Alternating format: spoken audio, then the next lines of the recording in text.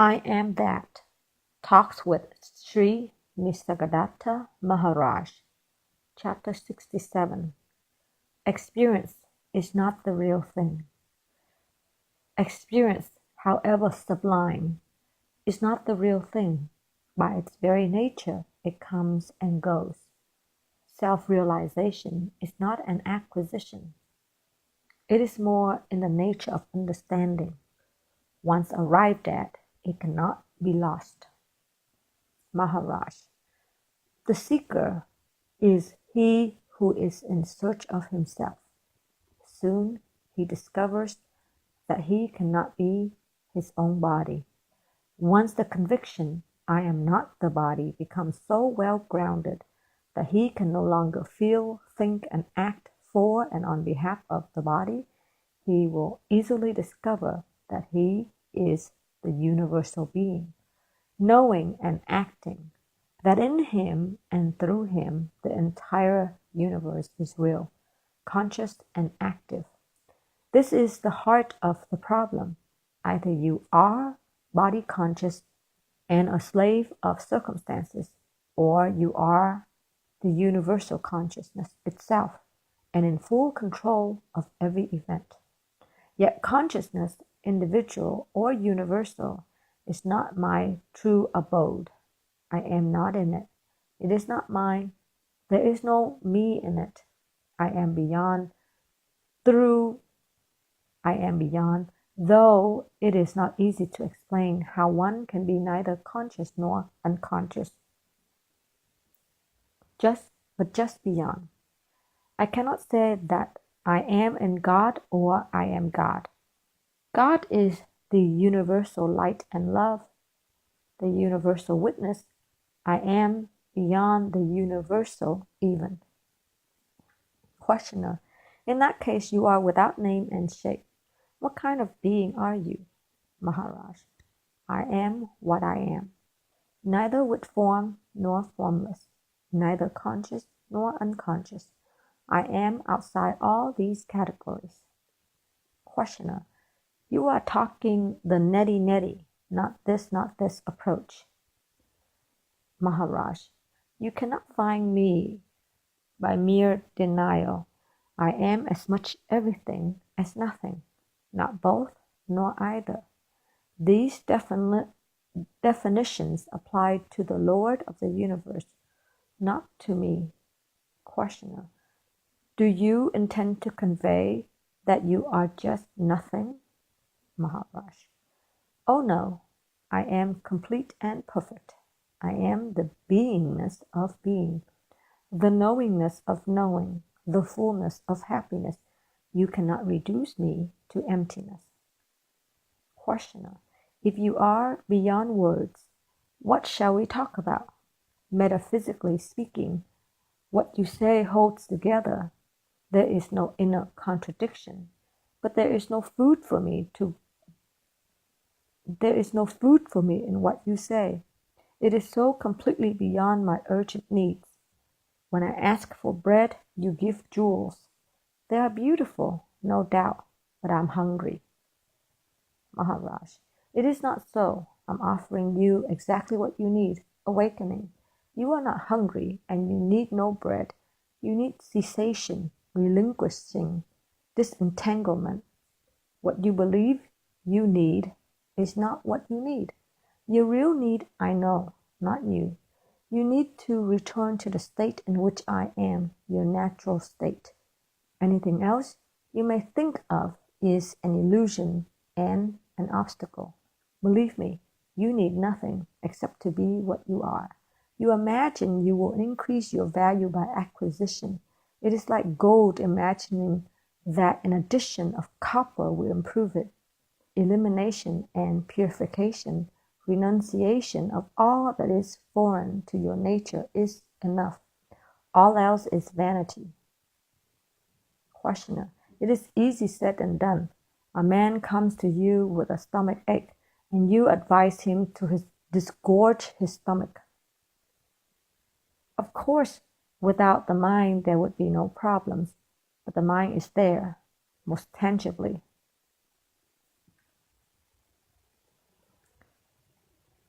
Maharaj, it is the mind that tells you that the mind is there. Don't be deceived.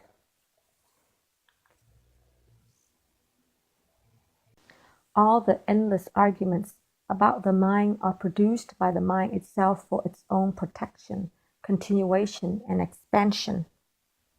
It is the blank refusal to consider the convolutions and convulsions of the mind that can take you beyond it. Questioner: Sir, I am a humble seeker while you are the supreme reality itself. Now, the seeker approaches the Supreme in order to be enlightened. What does the Supreme do? Maharaj, listen to what I continue telling you and do not move away from it. Think of it all the time and of nothing else. Having reached that far, abandon all thoughts, not only of the world, but of yourself also. Stay beyond all thoughts, in silent being awareness. It is not progress, for what you come to is already there in you, waiting for you. Questioner, so you say, I should try to stop thinking and stay steady in the idea I am. Maharaj, yes. And whatever thoughts come to you in connection with the I am, empty them of all meaning. Pay them no attention. Questioner, I happen to meet many young people coming from the West, and I find that there is a basic difference when I compare them to Indians. It looks as if their psyche, antakarana, is different. Concepts like self, reality, pure mind, universal consciousness, the Indian mind grasps easily. They ring familiar. They taste sweet. The Westerner mind does not respond or simply rejects them. It concretizes and wants to utilize them at once in the service of accepted values. These values are often personal: health, well-being, prosperity. Sometimes they are social: a better society, a happier life for all. All are connected with worldly problems, personal and impersonal. Another difficulty one comes across quite often in talking with Westerners is that to them everything is experience, as they want to experience food, drink, women, art, and travels. So do they want to experience yoga, realization, and liberation. To them, it is just another experience to be had for a price. They imagine such experience can be purchased, and they bargain about the cost. When one guru quotes too high in terms of time and effort, they go to another who offers installment terms, apparently very easy, but beset with unfulfillable conditions. It is the old story of not thinking of the gray monkey when taking the medicine. In this case, it is not thinking of the world, abandoning all selfhood, extinguishing every desire, becoming perfect celibates, and so forth. Naturally, there is a vast cheating going on at all levels, and the results are nil. Some gurus, in sheer desperation, abandon all discipline, prescribe no conditions, advise effortlessness, naturalness, simply living in passive awareness without any pattern of must and must not. And there are many disciples whose past experiences brought them to dislike themselves so badly that they just do not want to look at themselves. If they are not disgusted, they are bored. They have an excess of self-knowledge. They want something else. Maharaj, let them not think of themselves if they do not like it. Let them stay with the Guru. Watch him. Think of him. Soon they will experience a kind of bliss quite new, never experienced before, except maybe in childhood. The experience is also unmistakably new that it will attract their attention and create interest. Once the interest is roused, orderly application will follow. Questioner: these people are very critical and suspicious. They cannot be otherwise, having passed through so much learning and so much disappointment. On the one hand, they want experience. On the other, they mistrust it. How to reach them, God alone knows. Maharaj: true insight and love will reach them. Questioner: when they have some spiritual experience, another difficulty arises. They complain that the experience does not last, that it comes and goes in a haphazard way. Having gotten hold of the lollipop, they want to suck at it all the time. Maharaj: experience, however sublime, is not the real thing. By its very nature, it comes and goes. Self-realization is not an acquisition. It is more in the nature of understanding. Once arrived at, it cannot be lost. On the other hand, consciousness is changeful, flowing, undergoing transformation from moment to moment. Do not hold on to consciousness and its contents. Consciousness held ceases. To try to perpetuate a flash of insight or a burst of happiness is destructive to what it wants to preserve. What comes must go. The permanent is beyond all comings and goings. Go to the root of all experience, to the sense of being. Beyond being and not being lies the immensity of the real. Try and try again. Questioner: to try one needs faith. Maharaj: there must be the desire first. When the desire is strong, the willingness to try will come. You do not need assurance of success when the desire is strong. You are ready to gamble. Questioner: strong desire, strong faith, it comes to the same.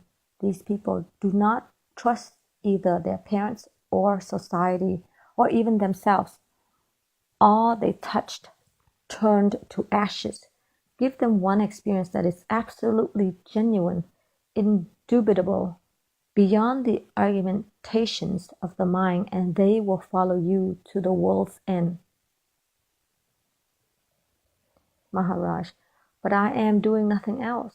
Tirelessly I draw their attention to the one incontrovertible factor, that of being. Being needs no proofs. It proves all else. If they only go deeply into the fact of being and discover the vastness and the glory to which the I Am is the door, and cross the door and go beyond, their life will be full of happiness and light. Believe me, the effort needed is nothing when compared to the discoveries arrived at. Questioner: what you say is right, but these people have neither confidence nor patience. Even a short effort tires them. It is really pathetic to see them groping blindly and yet unable to hold on to the helping hand. They are such nice people fundamentally, but totally bewildered. I tell them, you cannot have truth on your own terms. You must accept the conditions. Some will accept the conditions and some will not. Acceptance or non-acceptance are superficial and accidental, but reality is in all. There must be a way for all to tread, with no conditions attached. Maharaj: there is such a way, open to all, on every level, in every walk of life. Everybody is aware of himself. The deepening and broadening of self-awareness is the royal way. Call it mindfulness, or witnessing, or just attention. It is for all. None is unripe for it, and none can fail. But of course, you must not be merely alert. Your mindfulness must include the mind also. Witnessing is primarily awareness of consciousness and its movements.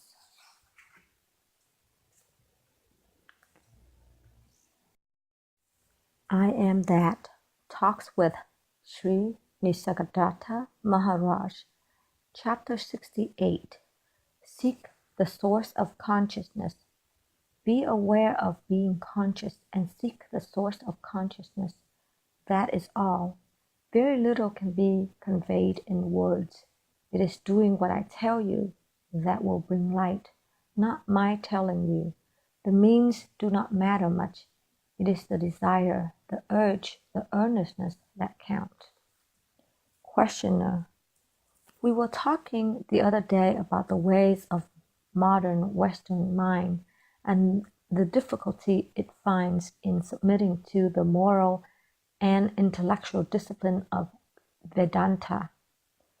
One of the obstacles lies in the young Europeans or Americans' preoccupation with the disastrous condition of the world and the urgent need of setting it right. They have no patience with people like you who preach personal improvement as a precondition for the betterment of the world. They say it is neither possible nor necessary. Humanity is ready for a change of system, social, economic, political, a world government, world police, world planning, and the abolition of all physical and ideological barriers. This is enough. No personal transformation is needed. No doubt, people shape society, but society shapes people too. In a humane society, people will be humane. Besides, science provides the answers to too many questions which formerly were in the domain of religion. Maharaj, no doubt, striving for the improvement of the world is a most praiseworthy occupation. Done selflessly, it clarifies the mind and purifies the heart. But soon man will realize that he pursues a mirage. Local and temporary improvement is always possible and was achieved again and again under the influence of a great king or teacher. But it would soon come to an end, leaving humanity in a new cycle of misery. It is the nature of all manifestation that the good and the bad follow each other in an unequal measure. The only true refuge is in the unmanifested. Questioner. Are you not advising escape? Maharaj. On the contrary, the only way to renewal lies through destruction. You must melt down the old jewelry into formless gold before you can mold a new piece. Only the people who have gone beyond the world can change the world. It never happens otherwise. The few whose impact was long-lasting were all knowers of reality, reached their level, and only then talk of helping the world. Questioner. It is not the rivers and mountains that we want to help, but the people. Maharaj. There is nothing wrong with the world except for the people who make it bad. Go and ask them to behave. Questioner. Desire and fear make them behave as they do. Maharaj. Exactly. As long as human behavior is dominated by desire and fear, there is not much hope. And to know how to approach people effectively, you must yourself be free of all desire and fear. Questioner. Certain basic desires and fears are inevitable, such as those connected with food, sex, and death. Maharaj. These are needs, and as needs, they are easy to meet. Questioner. Even death is a need? Maharaj. Having lived a long and fruitful life, you feel the need to die. Only when wrongly applied are the desire and fear destructive. By all means, desire the right and fear the wrong. But when people desire what is wrong and fear what is right, they create chaos and despair. Questioner, what is right and what is wrong? Maharaj, relatively, what causes suffering is wrong, what alleviates it is right. Absolutely, what brings you back to reality is right, and what dims reality is wrong. Questioner, when we talk of helping humanity, we mean a struggle against disorder and suffering. Maharaj, you merely talk of helping. Have you ever really helped a single man? Have you ever put one soul beyond the need of further help? Can you give a man character based on full realization of his duties and opportunities at least, if not on the insight into his true being? When you do not know what is good for yourself, how can you know what is good for others? Questioner, the adequate supply of means of livelihood is good for all. You may be God Himself, but you need a well-fed body to talk to us. Maharaj, it is you that need my body to talk to you. I am not my body, nor do I need it. I am the witness only. I have no shape of my own. You are so accustomed to think of yourselves as bodies having consciousness that you simply cannot imagine consciousness as having bodies. Once you realize that bodily existence is but a state of mind, of movement in consciousness, that the ocean of consciousness is infinite and eternal, and that when in touch with consciousness, you are the witness only, you will be able to withdraw beyond consciousness altogether. Questioner, we are told we are many levels of existence. Do you exist and function on all the levels? While you are on earth, are you also in heaven? Svarga.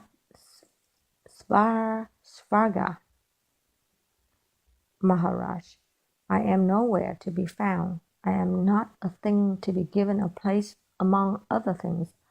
All things are in me, but I am not among things.